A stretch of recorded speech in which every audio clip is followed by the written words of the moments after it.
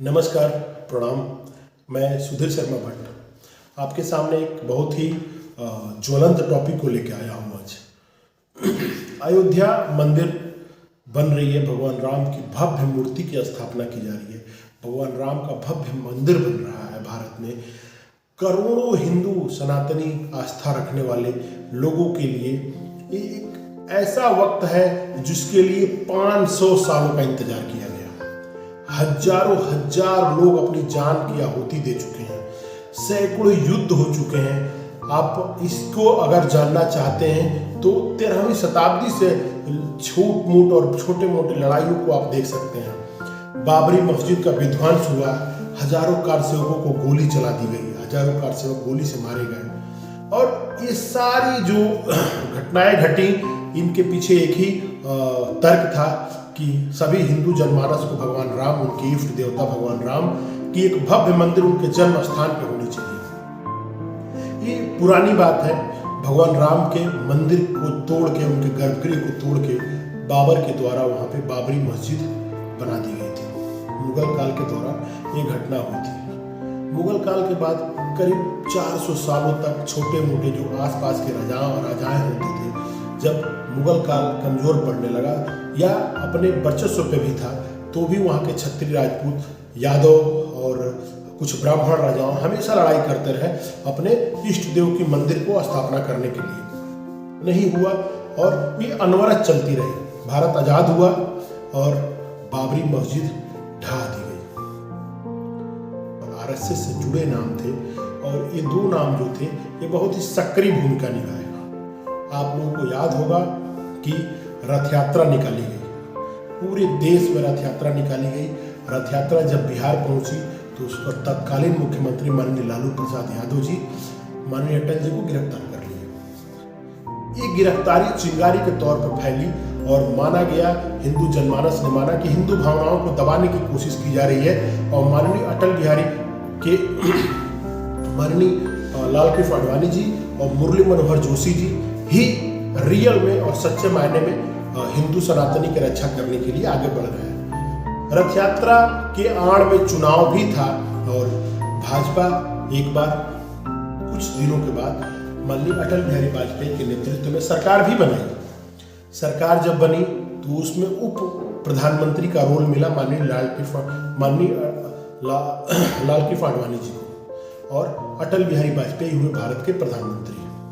स्वर्णिम समय रहा, बाबरी मस्जिद टूट चुकी थी और लाखों लाख हिंदू जन भावनाओं को ये इतना समझ में आया कि यही सरकार है जो हमको हिंदू जन भावनाओं के ऊपर कुछ सोच सकती है। उस वक्त भारत के गृह मंत्री हुआ करते थे माननीय मुलायम सिंह यादव जी, धरतीपुत्र मुलायम सिंह यादव जी ने गोली चलवा दी कारसेवकों के ऊपर। इसका उनको भुगतान करना पड़ा और मरते दम तक उनको इस बात को सुनना पड़ा कि आपने कारसेवकों के ऊपर गोली चला दी, आप हिंदू विरोधी हैं।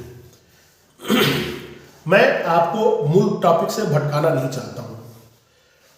अभी 2 दिन पहले की खबर है कि राम जन्मभूमि ट्रस्ट जो मंदिर बन रही है, न्यास, उसके अध्यक्ष है चंपत राय जी, जो आरएसएस के आदमी हैं और बहुत ही सात्विक जिंदगी है। उन्होंने किस वे में कहा अभी तक ये क्लियर नहीं हुआ है, लेकिन उन्होंने कहा कि अधिक उम्र को देखते हुए माननीय लाल कृष्ण आडवाणी जी और मुरली मनोहर जोशी जी को इस राम मंदिर निर्माण, राम मंदिर उद्घाटन में नहीं आना चाहिए। बात यह है कि जो आज भाजपा हम लोग देख रहे हैं, जो हम लोग आज पार्टी को ग्रोथ करते हुए देख रहे हैं, पूरे भारत को भगवामय करते हुए भाजपा को देख रहे हैं, ये वही लोग हैं जो नींव के पत्थर हैं, जिन्होंने भाजपा को पहली बार देश को भाजपा की प्रधानमंत्री दी है, माननीय अटल बिहारी वाजपेयी को दी है। ये वही लोग हैं जो देश को पहला मुस्लिम तो नहीं कहेंगे, मुस्लिम राष्ट्रपति दिए, वो भी एक गैर राजनीतिक राष्ट्रपति माननीय एपीजे अब्दुल कलाम, जो एक सच्चे देशभक्त थे। ये वही लोग हैं जिन्होंने स्वर्णिम चतुर्भुज और कई सारी ऐसी परियोजनाएं जो भारत के विकास में आने वाले समय में मील का पत्थर साबित हुआ, इन्हीं सरकार माननीय अटल बिहारी वाजपेयी, लाल कृष्ण आडवाणी और मुरली मनोहर जोशी, एक तिकड़ी कही जाती थी। ये भाजपा की तिकड़ी वैसे ही पॉपुलर थी जब पहली गवर्नमेंट बनी थी, जैसे आज का मोदी जी, योगी जी और शाह जी की टिकड़ी है।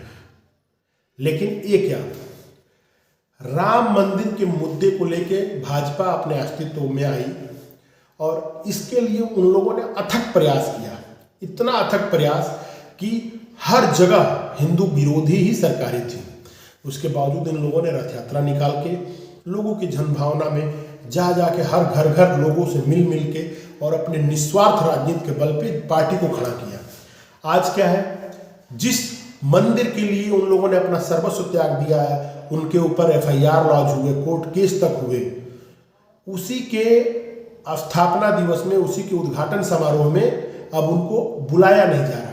ये क्या राजनीतिक है या क्या कहा जाए, ये समझ में नहीं आ रहा।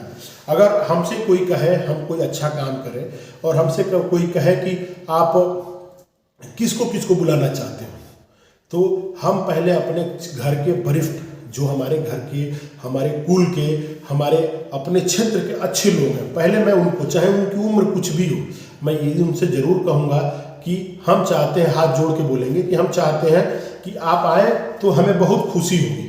आपका 2 मिनट का आना हमारी खुशी में 4 चाँद लगा देगा। अगर हम अपने दल, अपने घर, अपने कुनबे, अपने क्षेत्र के बड़े और बुजुर्गों का सम्मान नहीं कर पा रहे हैं तो हमारी उपलब्धि किसी काम की नहीं है। भाजपा को चाहिए कि इन मील के पत्थरों को, इन नींव के पत्थरों को, इन नींव के वो अप्रतिम पत्थर जिनके ऊपर आज बुलंद इमारत खड़ी है, उनको ससम्मान बुलाना चाहिए। और इसका दायित्व भी एक आदमी ने लिया है, भाजपा के सांसद रहे हैं वेदांती जी।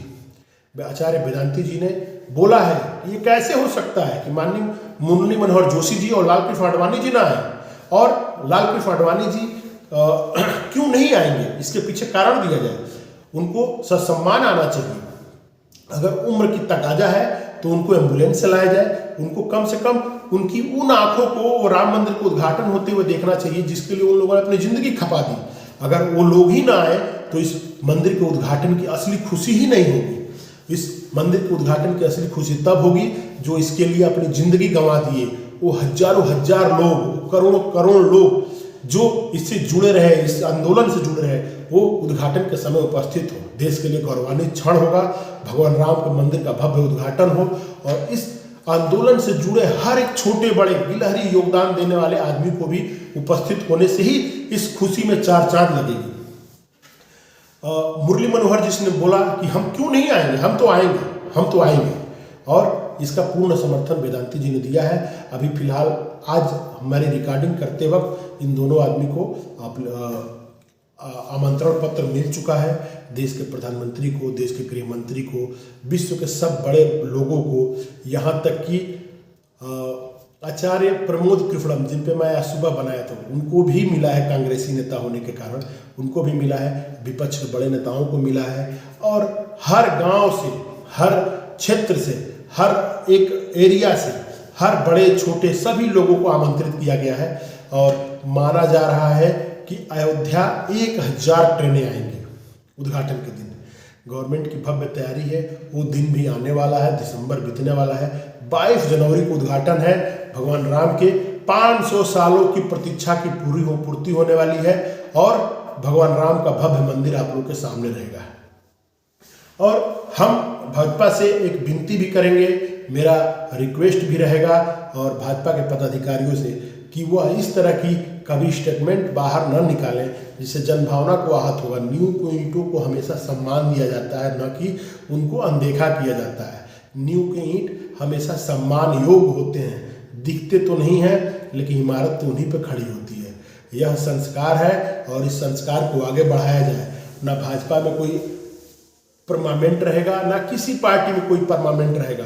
अगर संस्कार बना रहेगा तो आज से 50, 25, 20 साल बाद अगर कोई घटना घटेगी, कोई ऐसा जुलूस होगा, कोई ऐसा महोत्सव होगा जिसमें नींव के ईंटों की जरूरत पड़ेगी, तो उस वक्त माननीय मोदी जी, अमित शाह, योगी जी को भी अगर ऐसा कोई हटा दे तो उस वक्त पता चलेगा कि नींव के ईंटों का कैसे अपमान होता है। और अपमान हर छोटी बातों से होती है। अगर कोई किसी चीज़ के लिए खड़ा रहता है, किसी चीज़ के लिए अपनी ज़िंदगी लगा दिया है, तो उसको सम्मान मिलना चाहिए, उसके लिए ढेर सारा सम्मान मिलना चाहिए, उसके लिए रेड कारपेट बिछनी चाहिए। और माननीय अटल बिहारी वाजपेयी तो रहे नहीं, लेकिन लालकृष्ण आडवाणी जी और मुरली मनोहर जोशी के लिए रेड कारपेट ही बिछना चाहिए। इसी के साथ मैं अपना ये ब्लॉग आज समाप्त कर रहा हूँ। मेरा सहृदय से मेरा प्रणाम स्वीकार करें। मैं सुधीर शर्मा भट्ट।